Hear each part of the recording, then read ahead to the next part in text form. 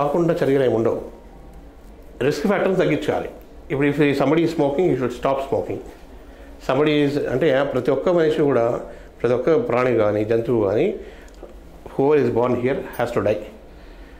అంతే కదా, ప్రతి ఒక్కరు పుట్టిన వాళ్ళందరూ చనిపోవాల్సిందే. దానికి ఒక మార్గం ఇది. That has to happen at the age of 90 or 100. అంతకంటే తొందరగా అయితేనే దాన్ని స్ట్రోక్ ఇది డిసీజ్ అంటాం. న్యాచురల్ ఫినామినాలో it will happen at the age of 100 it happens. కానీ తొందరగా ఎందుకు అవుతుంది అనే దానికి నేను చెప్పాను. రిస్క్ ఫ్యాక్టర్స్ ఉంటాయి, రిస్క్ ఫ్యాక్టర్స్ వల్ల తొందరగా అవుతుంది అని. సో దీన్ని ప్రివెంటివ్ మెషర్స్ తీసుకోవాలి అంటే ఒకటి, ఫస్ట్ ఆల్ దీస్ రిస్క్ ఫ్యాక్టర్స్ని మనము దూరం పెట్టాలి. స్మోకింగ్, ఆల్కహాల్ ఇవన్నీ. హైపర్ టెన్షన్ ఉందనుకోండి, బీపీ ఎక్కువ ఉందనుకోండి, బీపీ తగ్గించే మందులు ఇచ్చుకోవాలి. డయాబెటీస్ ఉందనుకోండి, డయాబెటీస్ కంట్రోల్ చేసుకోవాలి. ఎక్సర్సైజ్ చేస్తూ ఉండాలి. రొటీన్గా రోజువారీగా వాకింగ్, ఇట్లాంటి ఎక్సర్సైజెస్ చేయాలి. అడిక్వేట్ స్లీప్ ఉండాలి. తర్వాత గుడ్ న్యూట్రిషియస్ ఫుడ్ తీసుకోవాలి. ఇంకా అడిగితే ఈ ఎక్కువ ఆయిల్స్ కానీ, ఎక్కువ ఫ్యాట్ ఉన్నవి కానీ, ఎక్కువ తినడం కానీ చేయకూడదు. ఎక్కువ ఓవర్ ఈటింగ్.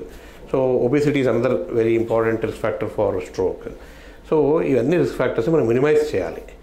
రిస్క్ ఫ్యాక్టర్స్ అసలు మన బాడీ మనకు అసలు రాకూడదు అనుకుంటే చిన్నప్పటి నుంచే పిల్లల నుంచి వాళ్ళకి అలవాటు చేయాలి, మంచి అలవాట్లు చేయాలి.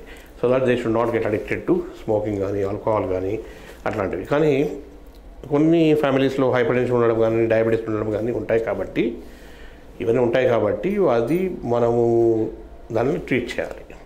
సో రిస్క్ ఫ్యాక్టర్ కంట్రోల్ వరకు మనం చేయగలుగుతాం. ఏజ్ మనం మార్చలేము, జెండర్ మనం మార్చలేము. So whatever the risk factors we have to try to minimise those risk factors. అది ప్రివెన్షన్లో ఒక పార్ట్ అనమాట.